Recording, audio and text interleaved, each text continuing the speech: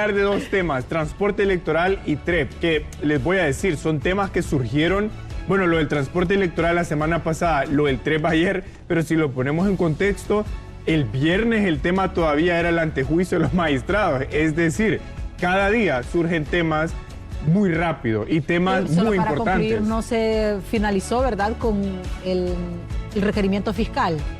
No hay avance. El Ministerio Público informó que estaban a la espera que les notificaran formalmente la resolución y también leer el contenido de la resolución para a partir de eso ellos tomar la decisión de presentar el requerimiento fiscal. Dijeron que ya estaban listos los requerimientos. Sí, que ellos estaban listos al recibir la notificación. Sí, porque el Poder Judicial les da vía libre para que ellos lo puedan hacer sin necesidad de un antejuicio porque no cabe. Pero habrá que ver el fondo de la sentencia. Sí, es correcto. Ahora, yo la pregunta que traigo aquí es ¿cuál es el escenario que están construyendo para el 30 de noviembre? ¿Por qué?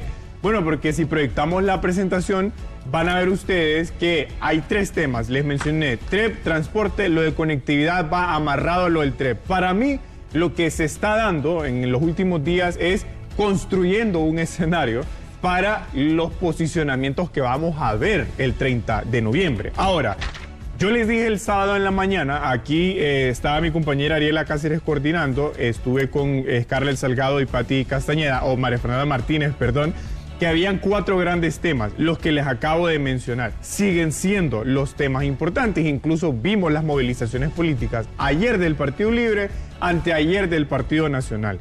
Ahora, en resumen, el proceso de contratación del transporte electoral siguió el proceso que la ley prevé para poder identificar una empresa que prestase el servicio. Todo esto se produjo básicamente en el mes de octubre. Ahora, ¿qué pasa con la empresa Union Latin Cargo? ¿O qué pasó? Bueno, primero ellos informaron que se iban a retirar del proceso. Lo que me pareció importante es que primero ellos sacaron 2 cartas. La primera el 3 de noviembre, donde dicen que el problema es el tiempo, que ellos habían enviado varias comunicaciones al CNE que no fueron respondidas de manera oportuna y que les parecía que ya el tiempo no era el propicio para poder prestar el servicio. ¿Qué pasa después? El CNE les adjudica el contrato. Hay un tema aquí también que es la única empresa que se había presentado, pero luego entonces que se sientan a dialogar si se podía hacer un contrato o no.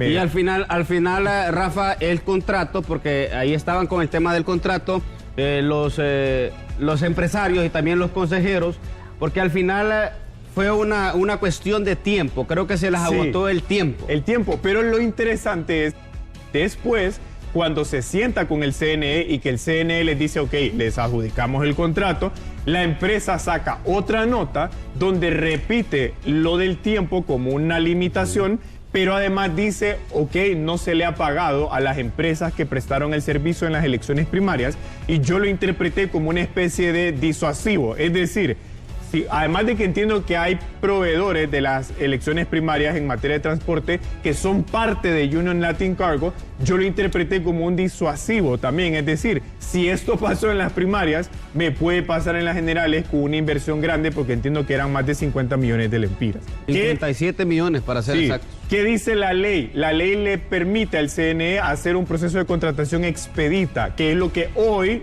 va a ocurrir al mediodía con lo que tendrían que ser la presentación de ofertas, porque son al menos 3 cotizaciones las que tiene que pedir el CNE. Hay un punto importante, compañeros, y es que si bien todavía tiene un margen de tiempo el CNE, el pliego de condiciones del transporte decía que el servicio, los camiones tenían que estar a disposición del CNE el 13 de noviembre, es decir, en 3 días, con lo cual todavía tiene un margen, pero es muy poco, es muy cerrado. Y en el medio de todo esto está la sombra de las Fuerzas Armadas, porque claro, si no hay empresas que presentan las ofertas en el procedimiento de contratación expedita, vuelve a aparecer la sombra de las Fuerzas Armadas. Ese es un punto. Luego el TREP. Vean ustedes qué interesante. ¿Ustedes se acuerdan de todo el problema que se armó con el TREP original que tenía aquella cuestión de la verificación humana? Bueno, ese proceso de contratación original tenía que darse el 29 de julio. Como se paralizó la presentación de ofertas, se cambió el cronograma y la presentación de ofertas se produjo el 30 de agosto. Perdón, el 14 de agosto.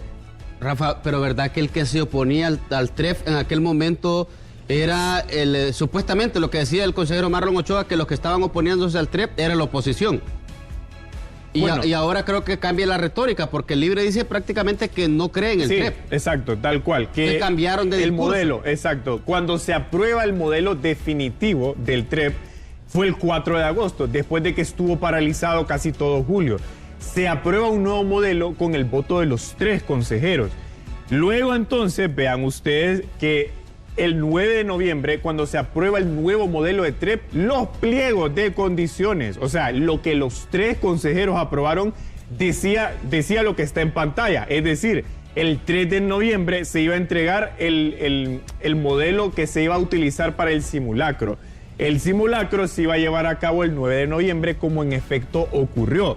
¿Y qué decía el pliego de condiciones? Bueno, después del simulacro iban a entregar la versión TREP corregida el 12 de noviembre. Es decir, que si se identificaban fallos en el simulacro, el 12 de noviembre se tenía que entregar una versión corregida del TREP. Hoy estamos al 10. Eso quiere decir que el TREP corregido se tiene que entregar pasado mañana. Pero encima de eso, vean ustedes, Marlon Ochoa, el consejero Marlon Ochoa dice, ok, el TREP en simulacro solo transmitió el 35% de las actas habilitadas para el simulacro y la conectividad no pasó del 24%. Y vean ustedes lo que yo mencioné ayer en un tuit. En las elecciones generales de 2021 solo se transmitió el 16% de las actas en el primer corte. Pero vino otra persona y me dijo, bueno, pero ese fue el primer corte. ¿Qué tal que ya al final de la noche se transmitió todo? Bueno, vean ustedes lo que dijo la Unión Europea. En el 2021, que son las elecciones más limpias, se supone, de los últimos 3 o 4 procesos electorales, según la Unión Europea y la OEA, las 2 misiones de observación confirmaron que el día de las elecciones de noviembre de 2021 se transmitió resultados de menos del 50% de centros de votación. Es decir, el TREP funcionó en menos del 50%. Entonces yo me pregunto, ¿cuáles criterios se están siguiendo para decir que el simulacro, que es un simulacro, con el 34% ya no va a funcionar si exactamente en 2021, que fue un proceso electoral más reconocido que en procesos anteriores, no transmitió más del 50% de las actas el día de las elecciones? Así que, compañeros, yo creo que aquí tenemos que ver el contexto más amplio de por qué están posicionándose los mensajes que se están posicionando en el transporte, en la conectividad, en el TREP y también en el tema del Tribunal de Justicia Electoral. Yo sostengo, nada es casualidad de lo que se ha dicho. La pregunta es qué tanto tiene capacidad la institucionalidad de responder adecuadamente a las expectativas de un proceso electoral limpio y transparente. Veremos qué pasa con el transporte hoy, y lo del TREP tendríamos que tener un informe. Entiendo que el CNE va a presentar un informe oficial de lo que pasó ayer, el día de hoy. Es lo que se espera, porque hasta este momento solo Marlon Ochoa ha hablado. Sí, exacto. Entonces sí se dejan ganar el discurso, ¿verdad? Sí. Para mí sí. Se los arrebatan. Sí, y el problema creo es que estamos muy acostumbrados a que cada quien habla por su lado y la institución como tal queda al margen. Es decir, el pronunciamiento es partidario individual y no institucional.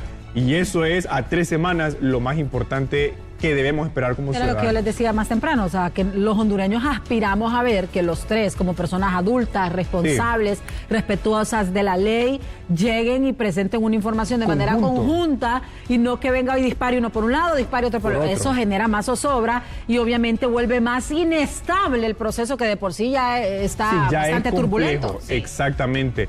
Así que bueno, veremos qué ocurre esta semana, pero ya ve usted que hay 4 grandes temas: conectividad, transporte, TREP y justicia electoral. ¿El transporte hasta cuándo van a dar espacio? Hoy a mediodía. Hoy ya está lanzado el nuevo proceso de adjudicación para ver si hoy otro valiente presenta su oferta. Es que es un riesgo muy grande. Sí, no, y yo le decía que el pliego de condiciones del transporte electoral decía que los camiones, una parte de los camiones, tenían que estar a disposición del CNE el 13 de noviembre, es decir, el jueves. Entonces, si en efecto hay empresas que presentan oferta, el proceso tiene que ser rápido, porque... ¿Y la propuesta de Odil Fernández es, realmente... Bueno, habría que ver. ¿Ni para considerarse? Yo creo que no. Habría que ver. Por la cantidad de buses. Eso tal vez le puede solventar una ruta en Francisco Morazán, pero no va a mandar usted un rapidito a una montaña de Olancho. Sí. Bueno, yo estoy de acuerdo. Hay que ver el nivel técnico de los requerimientos. Pero yo creo que el tema aquí es, ok, si no hay empresas que presentan ofertas, aparece las Fuerzas Armadas. No habría alternativa, porque ¿quién va a dar el servicio? Se necesita, al final se ocupa. Y es que, mire, no es que esté mal que las Fuerzas Armadas lo den, si tienen el equipo, tienen la logística, están obligados por la Constitución a resguardar, a custodiar el material electoral.